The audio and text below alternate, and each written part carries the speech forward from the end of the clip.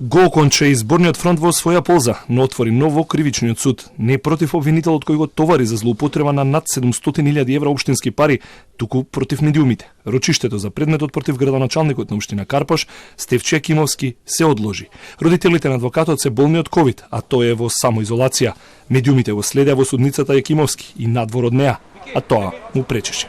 Зошто се одложи рочиштето и дали на следното рочиште гарантирате дека ќе да е вашиот адвокат? Смешно ви е прашањето. Секогаш сме се јавувале на сите рочишта и секогаш сме биле присутни.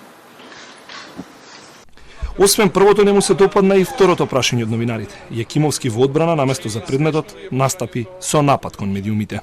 Прво е срамота што го гледам денеска пред мене. Очигледно оркестрирано од еден центар сте дошле сите како медиуми.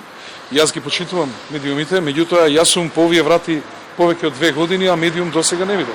Сега очигледно некому тешко паѓа победата што имам и ова мислам дека е лошо за сите. И за тие што се на власт, и за тие што сме опозиција, мислам дека не е добро. Заканите од 2013 па наваму дека ќе лежам затвор, некој се обидуваше да ги спроведе сите овие години.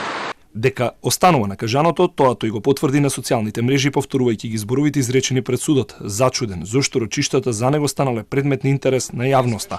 Говорот на Јакимовски го суди и новинарските здруженија, потсетувајќи го староновиот градоначалник дека тој е именуван функционер. ЗНМ и ССНМ потсетуваат дека градоначалниците се избрани функционери кои се платени од граѓаните и тие имаат обврска да негуваат професионален однос кон новинарите и медиумските работници, со цел да даваат отчет за својата работа и во ниту еден случај не може да биде оправдана лична пресметка на јавни настани.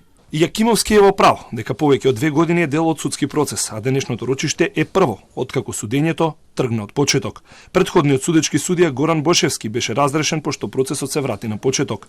Во првиот обид за судење на Јакимовски биле дадени воведни говори и е стигнато до доказна постапка, но разрешувањето на судијата го враќа целиот процес на почеток и сега предметот е пред судечки совет воден од судијата Осман Шабани. Но обвинението за Јакимовски останува исто, дека тој ја злоупотребил службената функција и со уште десетмина, но поголем дел од нив признаа вина и добија условни казни од 1 година затвор, доколку во наредните 2 години сторат ново кривично дело. Јакимовски меѓу другото е обвинет и за новата административна општинска зграда, која без одобрение е изградена, а отпосле е барана легализација на објектот, иако објектот е граден после крајниот рок на градба од 2011 година. Јакимовски по овие локални избори се враќа во истата општина, која според обвинителството е место на злосторот, но жителите на Карпош веќе му пресудија дека не е виновен, што тој го прослави за себе својствен стил, со алегоричен филмски сонг на тема председател, но и во друштво на своите подржувачи кои на политичките ривали преку стихови им понудија полови органи.